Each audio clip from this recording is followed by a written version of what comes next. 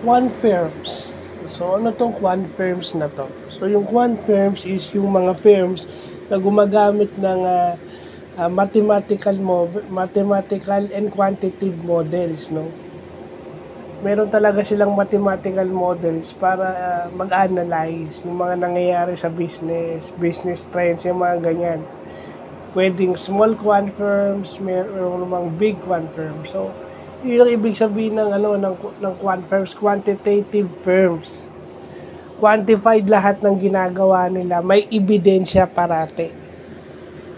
No, kina-quantify nila lahat. So, yun ang ibig sabihin ng quant firms.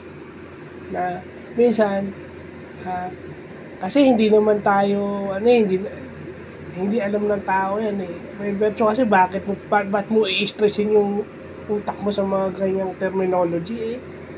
Kailangan eh. Kasi yan yung nagpapatakbo ng economy at yan yung nakaka-apekto sa buhay natin. So, dapat, kasi kung hindi natin alam yung quant firms, hindi natin mapapakinggan yung mga tungkol dyan in-depth. Pababayaan natin yan. Pero yan may epekto sa buhay natin. Diba? Kasi, yan eh, madaling lagyan ng barrier, madaling lagyan ng harang, diba?